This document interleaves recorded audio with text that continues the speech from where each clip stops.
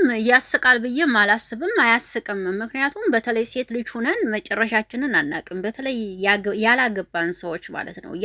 ያገባችሁ እህቶች እንኳን አግብታችኋል፣ አንዴ ፈጣሪ ካጣመራችሁ በዛው ያጠናችኋል ብዬ አስባለሁ። ያላገባ ሰው ግን ይሄንን አይቶ አይስቅም ብዬ ነው የማስበው። ምክንያቱም ይቺ እህታችን እኔ በጣም ተከራክሬያለሁ። የተከራከርኩበት ምክንያት ረባካችሁ ወይም ደግሞ ለማስታወቂያ ነው ወይም ደግሞ አባቷ ነው እንዴት ነው ይሄንን የምታገባው ብዬ ስከራከር እንዴ ምን ሆነሽ ነው? እንደገና ቪዲዮው ተለቆ ሳይ ቀለበት ሲያረግላት ምናምን በጣም ነው የተገረምኩት። እና የብዙ ሰው ኮሜንት ምን ይላል? ሀብት ስላለው ነው ገንዘብ ስላለው ነው የሚሉ ብዙ ሰዎች አሉና በዚህ ዙሪያ እስቲ አንዳንድ ነገር ነው የምችለው። በነገራችን ላይ ትዳር እድል ነው ባይነኝ። እውነት ለመናገር እድል ነው ስላችሁ በቃ ፈጣሪ እድል ነው።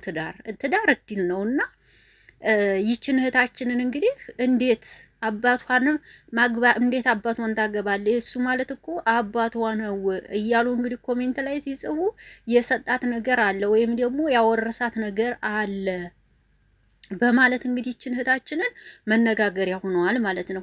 ሰላም እንዴት ናችሁ? ደህና ናችሁ? አይን አለም ነኝ። ለዚህ ቤት አዲስ ከሆናችሁ ቤተሰቡ ነው አብራችሁ ላላችሁ አመሰግናለሁ። ሰላም ጤና ፍቅር ከእናንተ ጋር ይሁን እያልኩ በአዲስ መጥቻለሁ።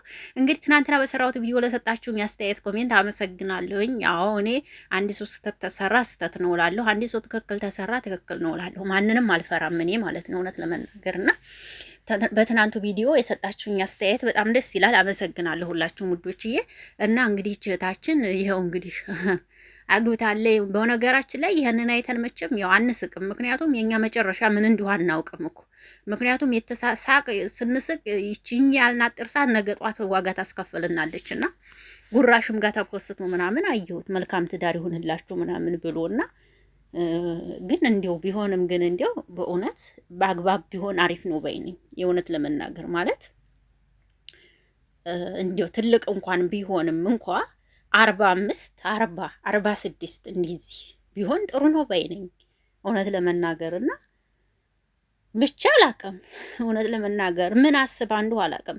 ወይም ደግሞ ሀብታም ስለሆነ በቃ ብዙ አይቆይም አርጅቷል ብላ ከሆነ እሱ ሲሄድልኝ እሱ ወደ የማይቀረው ዓለም ሲሄድልኝ እኔ ሌላ አገባለሁ ብላ አስባ እንደሆነ ንብረቱን ለመውረስ ፈልጋ ከሆነ አይታወቅም።